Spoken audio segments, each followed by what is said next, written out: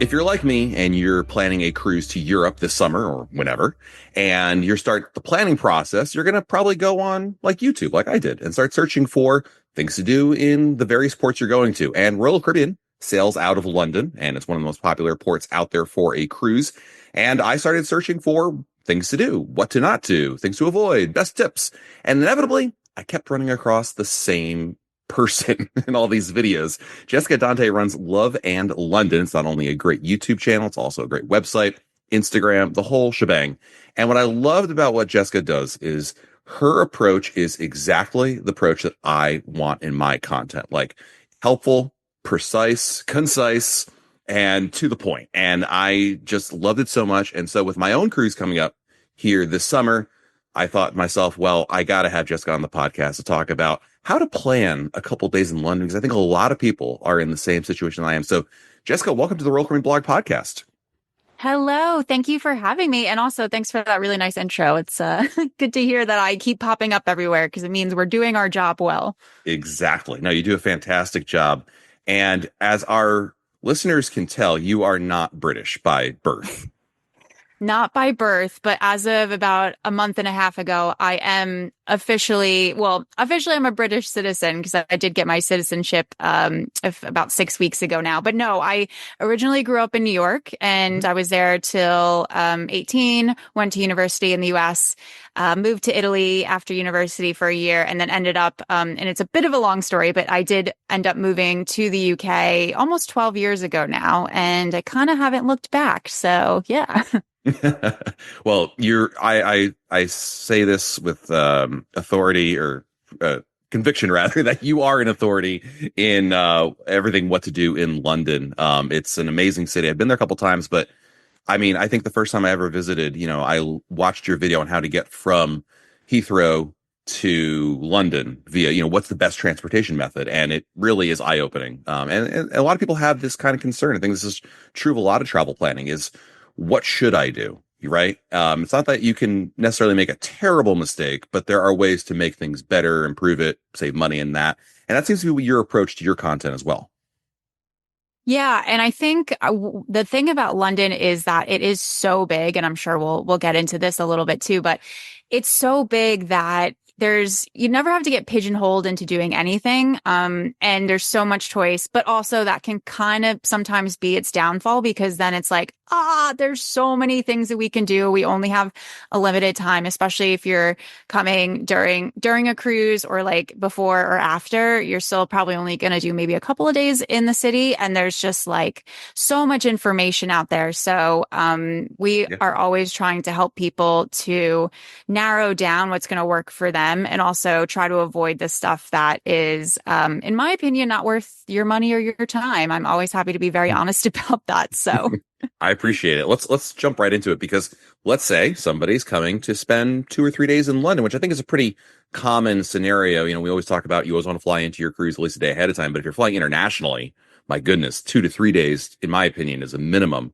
So let's start with the basics. What areas in London should they stay in? Where to avoid when they're starting to plan their trips for how to kind of approach a London trip? So if you're only going to be in London for 2 or 3 days, which in my opinion is quite a short amount of time, and like I said, there's so much to do, I would definitely make sure you're booking something that is in the area that's the center of London called Central London, which when you think of a central area in most European cities, it's like kind of quite small, but actually Central London spans probably about 20 different neighborhoods. So it's still quite expensive, and which is good because it means there's a lot of choice. For hotels, like plenty that you can opt for, and also a lot of choice in terms of budget as well. So yeah, I would go central. I mean, most people who are somewhat familiar with London would be familiar with areas like Covent Garden, Soho, Fitzrovia, Charing Cross. Those are all super central, and I think that they would be good options. And they're also pretty easy taxi ride to get to Waterloo Station, which is probably where most people are going to be hopping on the train to get down to the cruise terminal in Southampton. Mm-hmm. So, yeah. And then in terms of areas to avoid, to be honest, this is a question I get a lot just in general, not just like where to stay. It's rare for tourists to end up in areas that I would say are not great to stay in. The only thing I would say is that if you're going to go against my advice of staying quite centrally, because maybe you want to save some money and you want to go more to the outskirts, I would just then look at reviews of a hotel that you're looking at, because reviews will always tell you if people thought the area, if there wasn't much going on, if there wasn't like, breakfast spots nearby, or if they just found it to be a bit dodgy, which there aren't that many dodgy places in London anyway, but that's always going to be the best way to figure out if an area is going to be doable for you. Fantastic. Yeah. I mean, I think I could be wrong. I think in one of your videos you had mentioned don't stay south of the Thames River. The north side was better, nicer, whatever, however you want to put it. Not that it's dangerous or anything, but is that still kind of the case that when you're talking about central London, to opt for north of the river? So actually, south of the river, I wouldn't say to avoid it in generally speaking, Right. but most of central London is north of the river. But Waterloo Station, for example, so if someone did want to stay actually quite close to Waterloo Station, just to be really convenient to the train to get down to or back to from the terminal, that's south of the river, but that's like a great area. There's not as much going on there, but totally doable, very safe. Also, you're within walking distance of like the major sites like the London Eye and Houses of Parliament and Big Ben and stuff like that. So south of the river is totally fine. It's just that the majority of the areas that are central and that people know the most and generally have like the most in them are north of the river. It's funny you mentioned the London Eye, because one of the things you talk about in a lot of your videos are things to avoid. And I think the entire area around the London Eye is you labeled as a tourist trap. And it was funny. My oldest daughter, she's 14. She's like, let's go do the Shrek thing. And I'm like, oh my God, Oh. no. I'm like, we're not doing the Shrek thing. And she's like, why? I'm like, here's the video, go watch it. And this is why we're not doing it. But let's talk about that. What are some common mistakes you see people making when they visit London for the first time? Oh gosh. I mean, there's so many, but I think probably the biggest one is that people really don't understand until they get to London how expansive and wide the city is. So it is really a city that you do have to do a lot of planning for your days if you're planning to squeeze in a lot of stuff. So, like, for example, you can't just kind of put a really loose itinerary together and be like, okay, well, on day one, let's do the Tower of London and then let's go to Portobello Road and do the market there. And then let's do this because that journey in itself is about 40 minutes. And then if you're hopping around the city, you could end up spending hours on the tube, and the tube is not always comfortable. It's not always running. It's just something that you're on vacation. You don't need to be spending that much time. So basically what I always tell everyone is you really need to nail down the things that you think you want to do and then put them into days that are make it so that you don't have to get on transport very much, if at all. I mean, this is why I don't know if you saw, but I put together years ago a London itinerary that we still sell today and we update it every year. And it's really popular because it's basically we put together walking routes for multiple days that make total sense based off of, my knowledge of London. And we can tell you along those routes all the best things to do. And you can choose like based on your budget and everything. But even if you're doing it on your own, I really highly recommend to just make sure you're planning everything out and also look on Google Maps. So if you think maybe two things are close together, check on Google Maps while you're doing your planning to make sure that that walk is actually doable, or maybe it's actually you have to hop on a bus for 20 minutes. And yeah, I think that's really the biggest mistake people, and a lot of people will come to me after their trip and be like, oh my God, yeah, you are so right. I actually didn't realize how big the city is. Yeah, it's interesting. So you said you grew up in New York, right? Yes. How do you compare New York City, Manhattan to London? Is that kind of like the center of London is similar to Manhattan in that regard, or not so much? Yeah, I would say that. So, I would say that whereas in Manhattan, in New York, for tourists, I think it's pretty rare for most people to leave the island of Manhattan. Maybe they go to Brooklyn because Brooklyn's quite popular now. Mhm. But for London, I would say it would be like the equivalent of a lot of the stuff being in Queens that you might want to see, some of it being in Brooklyn, some of it being in the Bronx, unless you decide to stay like only at the really, really, really touristy stuff, which I don't recommend because there's so many other great things to see in the city. But yeah, I would say it would be like if you are actually plan to go to the various boroughs, maybe not Staten Island, but Fair enough. Absolutely. Um, I really love, I think of all your videos you've done, I love the do this, not that stuff because it really kind of presents common, I don't say misconceptions, but things you just assume like, oh, I shouldn't do this instead. And I should do that instead. Classic example is the hop on, hop off bus. And my neighbor is coming with us on this cruise and he is convinced the hop on, hop off bus is God's gift to tourists. And I'm like, is it really? And I try to, present I'm like that person who quotes you, but like paraphrases your videos as if I came up with the thought myself. But I really need to just give them your video. I'd be like, look, just watch this. So, can you share a few of your favorite, do this, not that kind of stuff? I know the other one we had not a fight. We had a spirited debate between me and my wife was Oyster cards, specifically related to my kids. But I wanted to get your take on some of these things because obviously, I think there's so many different approaches you can have with a trip to London. yeah. Okay. Let's start with Oyster card. I love this one. So some advice out there. There's basically two different Oyster cards that you get. A lot of tourists end up, hearing some advice somewhere. I don't know really where that they should get a visitor Oyster card, I guess, because of the name. So a visitor Oyster card is basically something, it's this card that you add credit to, and that's what you can use to pay for all of the transportation in London. The visitor version of it, you have to order it in advance. It costs like £10 or something plus shipping. I've heard stories of the cards not showing up in time, blah, blah, blah, stuff like that. They're really pointless, to be honest. There's just really no need for it. In terms of getting what is called like just a regular Oyster card, which some people who live in London would use, that you can actually get at most of the major train stations. You can get them at the airports. However, you actually don't need an Oyster card anymore. And I think it's more convenient not to have one. So let's talk about adults who are paying for transport. If you have Apple Pay or Google Pay or some kind of mobile pay like that, or if you have a debit or credit card that has the contactless feature on it, which you can see that by there's like the three little lines on the card, or you can just call up your bank and ask if you have that, if you've never used it before. If you have either of those options, it is really simple to just use that to pay for the tube and for the bus and whatever else transport you're going to use in London. You can even use it for things like the Uber boat if that's something that you want to hop on.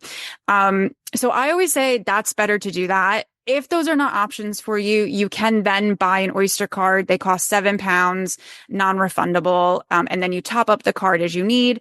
I think it's a little bit annoying. It's just unnecessary. But if you don't have any other option, then go for the Oyster card. Also, some people say they like to have it for the souvenir, which, okay, fine. If that's what you want to do, that's totally, I'm not gonna, I won't fault you for that.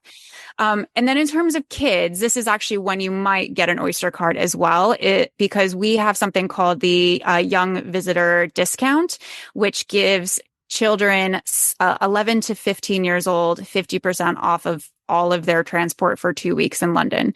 And the way that you would get that is you buy an Oyster card for however many kids you have in that age range.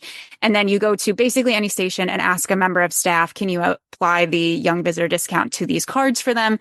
And then they will do that. So that can be worth it. But that being said, if you're only going for a couple days, that's not going to be worth it because you still have to buy the Oyster card for £7 for each kid. So, and then kids who are under 11 go free and they don't need any kind of thing to show that they're that young or anything. You just take them up to the gates at the tube station that are on the side, and they're the wide ones where people with like bags go through and people in wheelchairs and stuff. So Yeah, that's my thing. I'm always like, you don't have to get an Oyster card. Don't stress about it. It's totally fine. So, and I'd argue most Londoners just use contactless on their phone or their debit cards or credit cards to pay for the tube anyway. So, yeah, okay, that's a big one. I think also too, so in terms of something, especially, I think you have a lot of people, most of your audience is probably US based. So Hmm. I think as Americans, we're quite used to hotels that have breakfast included in the room rate. And that is almost non-existent here in London. So that's just something I think people should prepare for in their budgeting. And also a lot of the hotels that do offer breakfast for an additional price, I've not seen an option for less than £20 per person per night, which to be honest, to me feels like a lot. I guess it depends on how good the breakfast is. But the great thing about staying in central London is that you will have loads of inexpensive breakfast options of cafes you can go to, things you can get quick, or if you want something fancy and sit down and just kind of like start the day slow, there's also lots of options there. So I kind of think it's nice to just skip the hotel breakfast and just plan to find some really nice breakfast places around where you're staying. Well, I couldn't agree more. I was just in New York the other day, and I mean, there's, to me, if you're visiting a place like London, which has such amazing cuisine, or New York, like you've got to get out there. And like I walked 5 blocks to get to the amazing bagel place because, I wanted to have something I can't get at home. I'm not going to, overpay for, mediocre breakfast somewhere else. So I feel like that's a huge thing right there. Take advantage of where you are. And it's almost like they're almost doing you a favor, Jess, because I feel like if they don't include breakfast, then you're forced to leave. Thus, you should then seek out a really cool place. How do you, speaking of that, if you want to say, okay, Jessica, you sold me on this. How do I find a good breakfast spot in London in proximity to where I am? Well, there's a few options. Obviously, we have lots of videos and content about great places that you can go. So obviously doing research on Instagram, TikTok, looking on YouTube, you can collect some great recommendations. We have awesome breakfast spots in all of our travel guides that I've created for Love in London. But also I think if you're at a hotel and you're at an okay one, they'll usually give you good recommendations at the desk. So you can ask there. And you also can just kind of walk around and see if anything pops out to you. Ideally, you want to avoid anything that looks really quiet because it probably means it's not that good. And Google Maps is also super helpful for this. So you can pull it up, see what's showing up around you if you search for breakfast near me, and decide on that. And also check the reviews too to make sure that they don't have bad reviews and it's something that you're not going to want to do. I can give a couple of recommendations though that are kind of like spread across central London. So I love to go to Grind, which is this like kind of a chain cafe now, but it's like a cool chain because it's only expanded, I would say, a few years ago. But there's quite a few of them around central London, and they do really nice coffee. They do great breakfast dishes, and it's pretty fast. So if you don't want to sit around for too long, that's a great option. And also, lots of people want to go to Dishoom, which have you heard of Dishoom before? Only on your videos, of course. Okay. Yes. Okay. So it's really popular. Basically, it's the most famous Indian restaurant in probably all of the UK, to be honest. And it is really good. I've gone for lunch and dinner many, many times, but it gets so busy. And there's multiple locations, but the ones that are very central have long lines almost every single evening. The cool thing, though, is that you can actually go for breakfast, and the breakfast is actually one of my favorite breakfasts in all of London. It's kind of a mix of Indian and British breakfast. So I would recommend if you do want to do Dishoom, which I know a lot of people do, and you don't want to wait in line, which I also know I would never want to do that either, then you can opt to go for a nice breakfast. Most of the locations open at 8 and you can get in straight away and then have breakfast and by 9 o'clock be on your sightseeing way. So yeah, I think those are a couple of good options. Nice. I mean, the one thing that I love Indian food, and trying new foods, I love that idea. The thing that's really giving me pause are my kids because, you can tell them all the virtues of international cuisine until, for the next 10 years. But they're like, well, where are the chicken fingers? So how do you find that there's a pretty good mix of options for picky eaters in general? I mean, I feel like the UK is going to be a little bit better than, like, say, when we go to, Norway on our cruise. So there's going to be a little more difficulty there. But how do you approach picky eaters when you're visiting London? Yes. Well, first off, I will say, I do not have children, and I do really empathize with parents and how patient you guys are with picky eater children. So I don't know if I would have that patience. So I'm sending good vibes to you. Thank you. But I would say yes, we have absolutely every single cuisine in London. So I always think for people with kids who have picky eaters, we have lots of really good pizza options. So, and it's usually more Italian style pizzas. So there's a place called Pizza Pilgrims, and there's quite a few of them around now. Super kid friendly, but also works really well for adults. That's kind of where I go if my friends and I want dinner, but we want to go somewhere, as they say here, cheap and cheerful. We know the pizza is going to be good. It's going to be super affordable. It's a very relaxed atmosphere. They love having kids there. And there's lots of options around. So, things like that I think can work.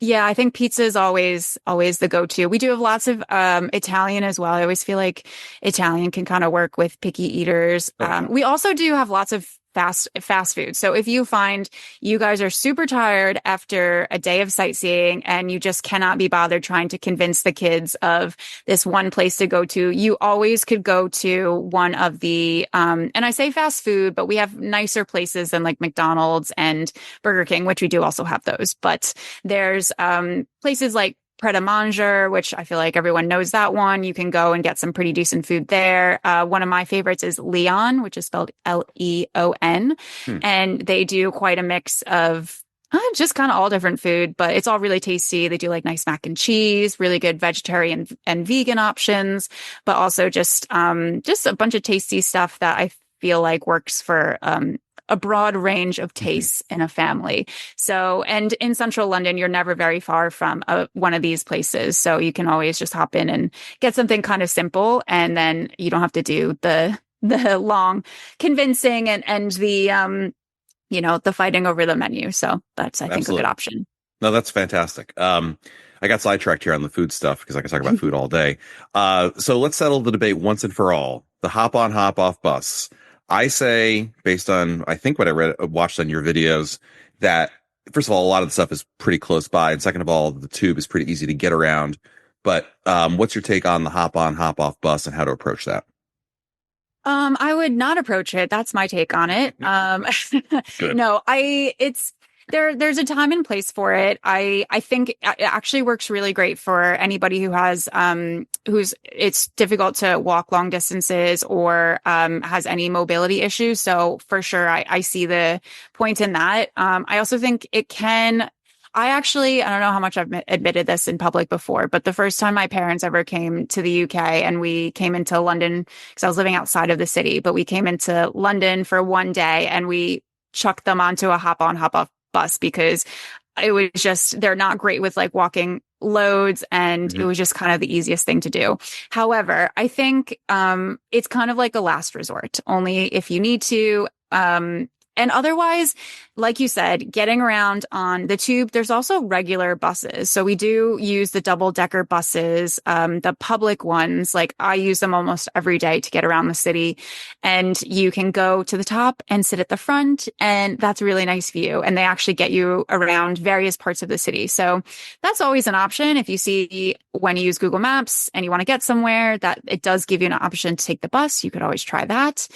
And also, in central London, it's very flat. So although it's quite expansive, if you are up for a good amount of walking, you won't really encounter any hills, which is good.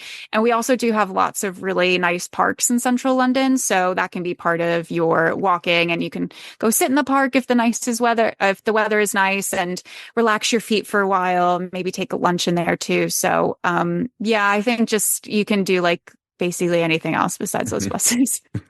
Fantastic. So I wanted to, because I think, again, a lot of people are coming in, they're flying into Heathrow, probably maybe Gatwick if they have a a flight that offers that. But in terms of getting around, what's your recommendation for a family of four, let's assume, with luggage, of course, getting to and from Heathrow to their hotel somewhere in London? And then, of course, from their hotel to Southampton when it's the day of the cruise. Yeah. So, okay. For Heathrow to central London, there is a few options. I think in this situation, the best two are to take the Heathrow Express if their hotel is near Paddington Station. So basically, the Heathrow Express, it's a high-speed train that gets you from Heathrow into Paddington Station in about 15 minutes. That's the only place it stops, though. So if you're staying somewhere that's not that close to Paddington, it's not always that convenient. However, what you can do, because also it's known for being very, very expensive. But if you book tickets 90 days in advance or more, you can get them pretty cheap. I think they're usually around £10 per adult at this point if you do it early. And the nice thing is that if you've got kids under 15, they go free with paying adults. So actually that can be a very cheap option if you're staying nearish to Paddington. You also have the option that getting to Paddington and then taking a taxi to where your hotel is. Or you can take the Elizabeth line. That's also another option because it goes to central London stations like Tottenham Court Road and Bond Street, but that takes longer. It's about 40 minutes. Not as easy with kids because if it's busy, they might have to scatter around. And with the bags, it's doable, but it depends on how young the kids are. And then, of course, you have the option to just taxi it all the way, which makes sense. It can end up being a bit costly, especially if you've got a family of four with bags. You're going to have to get a big taxi, but also you have the convenience of getting in the car, shoving everything in, shoving the kids in, and then ending up right outside the door of your hotel. So totally get that too. You can get Uber fairly easily from Heathrow, not easily at all at Gatwick. So your options for Gatwick, I would say actually think the train's better for Gatwick. You kind of only have like a couple of options there, but the trains go into a few different stations, and avoid the Gatwick Express because it's a ripoff. Alternatively, there is a taxi stand at Gatwick that you can call a taxi for. The lines for that though can be really, really long. So if you want to do a taxi, there is a company that you can pre-book with, that is called Welcome Pickups that I always recommend. I can give you a link for it.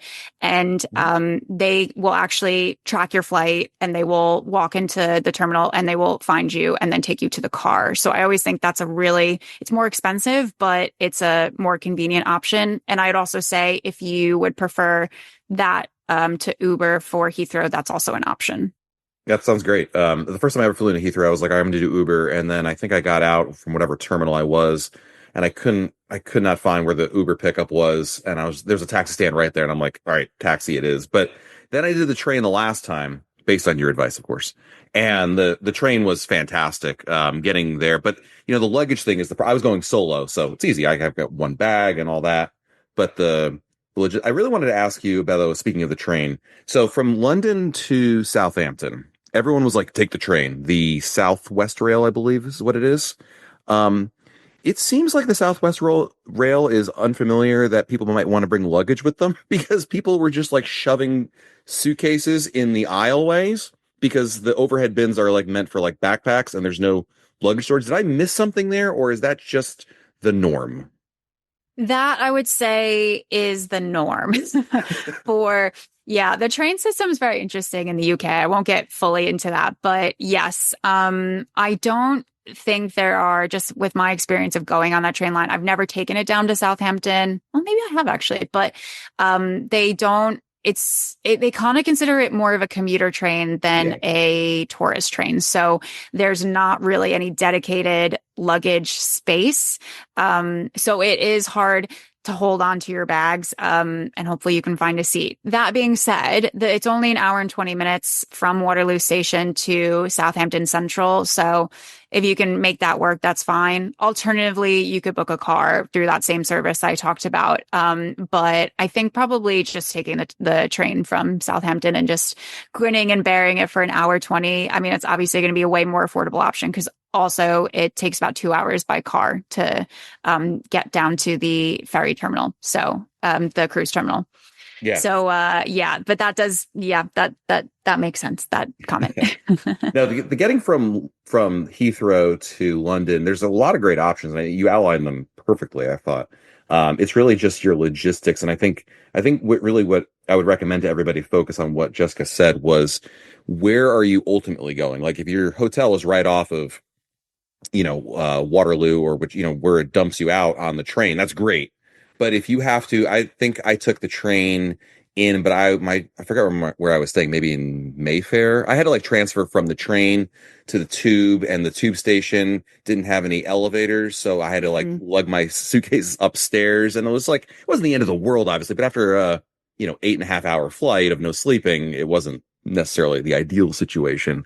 So yeah, no, just like definitely. know thyself, basically, with be realistic with your plans so that you can plan appropriately. Yeah, and that's actually a very good point that I think a lot of people don't realize. And sometimes I even take it, like I'll come off an overnight flight from New York and think, oh, let me just hop on the tube and I have to get somewhere. And then I forget to check if the station that I am going to, and also even the stations that you transfer at sometimes don't have lifts, elevators or escalators. So you can see if that is the case in apps like Google Maps and City Mapper. You basically just ask for the option that's step free, and it'll take you through the ones that you will have options for that. But yeah, and that's why I always completely understand, especially families. Even when I travel by myself, and if I have a really heavy bag, I can't really lift it very well. So sometimes I ended up just splurging for a taxi, even though I live on the east side of the city. So it takes me a while from Heathrow. But otherwise, I'm like, I'm too tired to do this. So I totally get it. A couple quick questions for you before we wrap up here. Should people exchange dollars for pounds before their trip? So London is mostly a cash-free city at this point. I just, as an example, I run around London and basically never have cash on me, and I never run into a problem. The only reason I would say that you would need cash is if people want to tip anybody at their hotel when they first arrive, if they want to tip their taxi driver, or if you want to tip your tour guides. All of which is not fully expected, but always welcome, of course. So if you want to do that, you can get some cash. I usually say just like order it from your bank. You don't need loads, but get that before you come. Otherwise, you also can it's the easiest way to get cash while you're here is just to go find a cash machine that's attached to a bank, because that means they won't charge you for withdrawing money, and just use your ATM card there and get money. But you really don't need once you're in town, and if you're not doing any tipping, you really don't need cash at all. Great. I mean, that was the first time I was like, I'm going to get cash. Everyone's like, you don't need cash at all. And you're absolutely right. I think everywhere was tap to pay. In terms of tipping, because it is very different in Europe in general and in the UK compared to the United States. So you said it's not expected. So if I'm at a restaurant, should I, let me put it this way. If you're at a restaurant, a sit down restaurant, and you order, whatever you order, do you tip them? Do you not tip them at all? What's the approach we should think about? So most restaurants in London these days, especially in central London, will automatically on your bill when they bring it over to you, you'll see there's an itemized line that says optional service charge, and that's usually 12.5%. I'm starting to see it's creeping up a little bit more these days, and that is tip. So as it says, it's also optional. So if you end up having really bad service, you can ask them to take it off when they come over with the card machine for you to pay. But once you pay that with that optional service charge, you do not need to add anything else on top of that. Now, if you get a bill that doesn't have that, then what you can do is you can tip 10% is fine, 12%. If you want to go up to 15, if you had really good service, which doesn't happen as often in London as I would like. But if you want to tip that much, you can. And what you do is if you're going to pay by card, you just say to them, oh, can I add a tip? And then every card machine is different. It might be that they ask you how much you want to add, or they'll just give you the machine and it'll be like how we have in the US where it's like, do you want to add 15, 10, whatever. Um, and then, yeah, that's easy. You can leave cash if you want. Most people don't. And also, just so you know, it's not like how it is in the US where when you tip your server that they basically keep all that except when they do tip share for like back of house or for other front of house staff. The tips go into a pot for absolutely everybody who's working at the restaurant that day, whether they're front of house or back of house, and they get split that way. So if you're like, oh, I really want this to go to my server, it doesn't work like that. They don't get to keep that whole thing. So it just as a heads up. Very good. Well, there's lots more information. I'm sure people have questions about, visiting London and how to maximize it. And I'd advise them all to check out loveandlondon.com. It's a website. There's a YouTube channel, TikTok, the whole thing. So it's the best binging you can do on your couch, and just like start watching a bunch of the videos, and you'll feel like an expert in about, 60 to 90 minutes after you start watching some of these. And I really appreciate you, Jessica, coming on here, sharing your expertise. And I hope that this will help other people out as well as they plan their post London visits with tied to their cruise.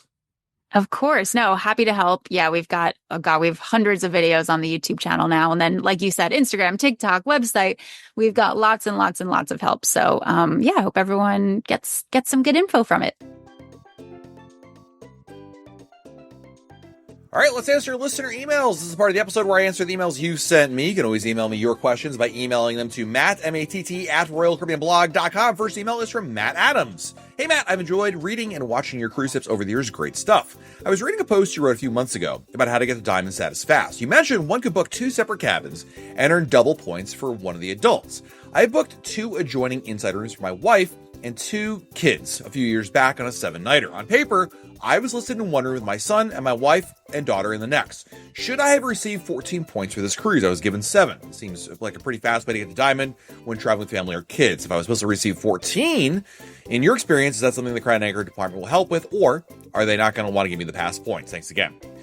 So good question. The answer is no, you got what you should have gotten. The way that it would have worked in this example, and the one that you're talking about, is on paper, you would have had to have booked yourself by yourself in a cabin, and then your wife and 2 kids in the other cabin.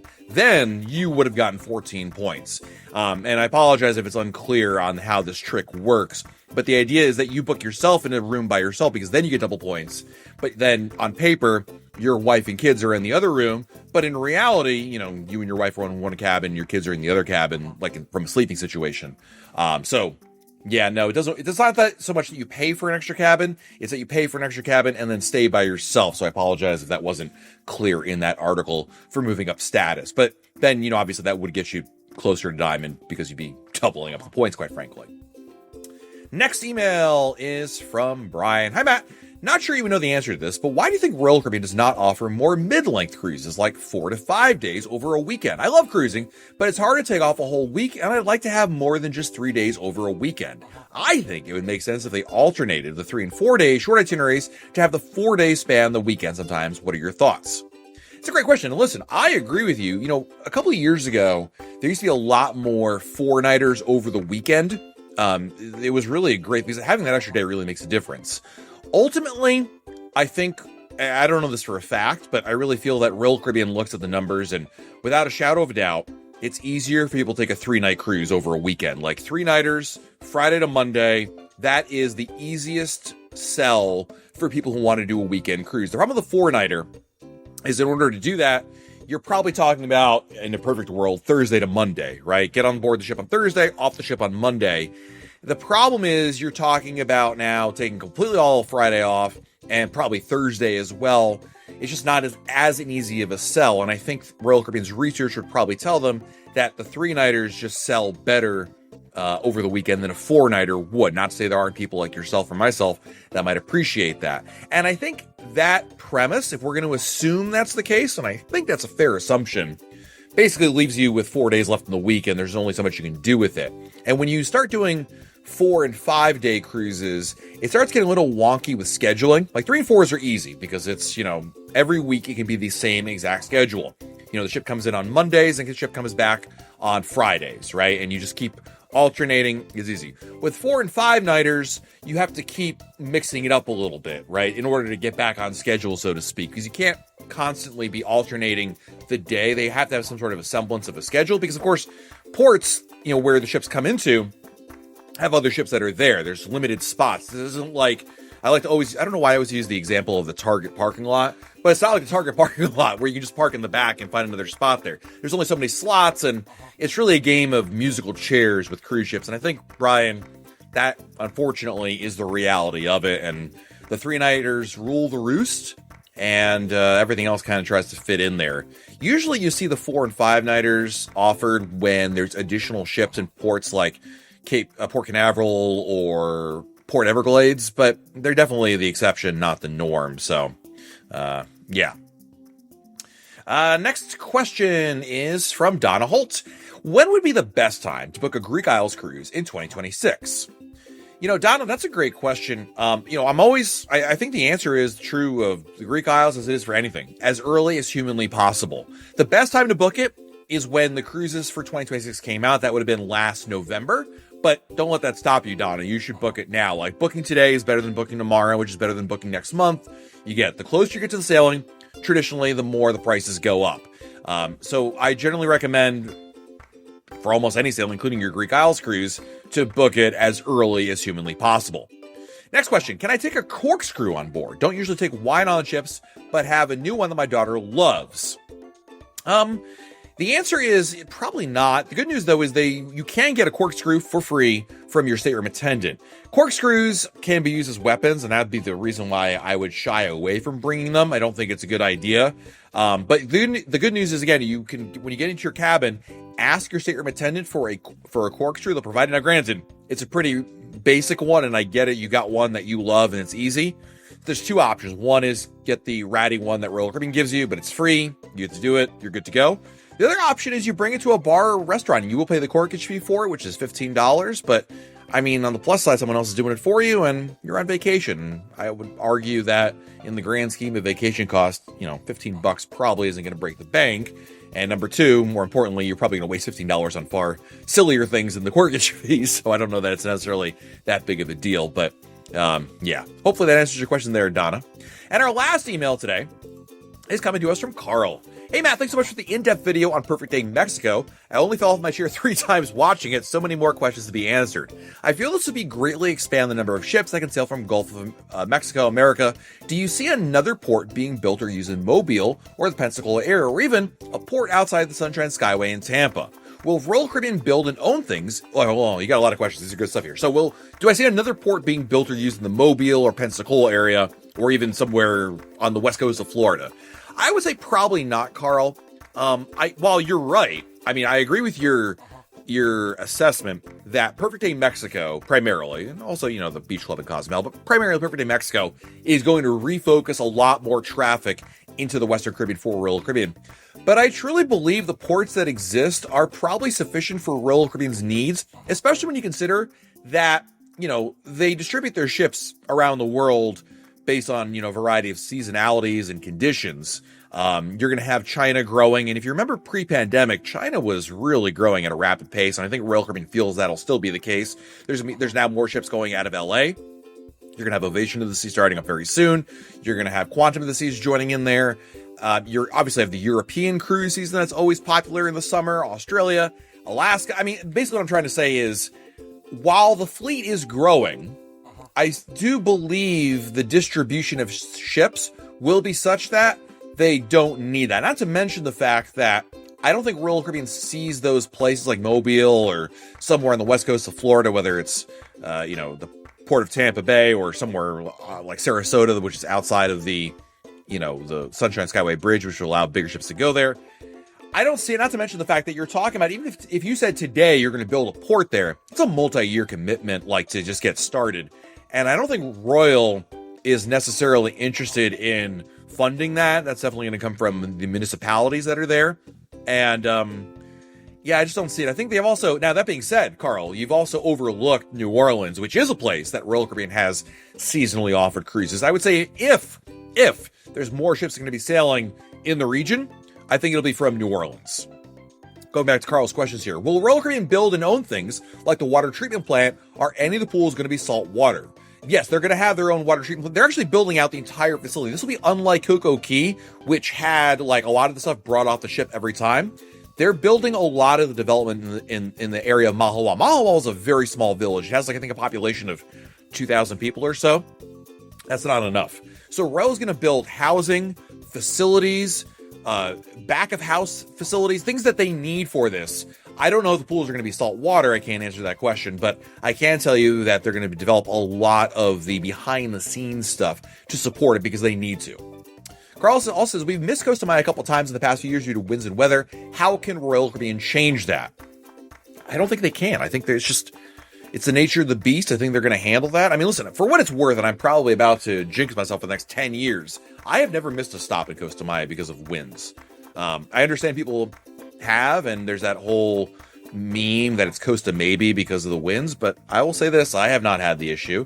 I have not heard anything related to that in terms of any kind of contingencies for it. I think it's not nearly as widespread as people make it out to be, but of course the internet is the internet. So one person writes, I missed my port stop, and someone else goes, I missed mine too, and then you get the whole Costa maybe. I don't know. So to answer your question, no, I don't think there's anything going to change that. I think they're just going to roll with the punches. Same way that sometimes they can't get into Coco Key. So lastly, I would pay to go on an excursion that goes through the making of Perfect Day in Mexico. What do you think? Thanks, I'll hang up and listen. I love that idea. I don't think Royal Caribbean will ever do that. They don't like showing how the sausage is made in a lot of cases. I think they look at it as, while there are people like you and me, Carl, that might enjoy that, the average guest doesn't care about it. More importantly, the average, there's a lot of like, again, how the sausage is made. It's not pretty in a lot of cases. So they'd rather show off the finished product more than anything. And I get the sense that that's why they lean in that direction. Now, that being said, Carl, I fully expect there won't be an excursion.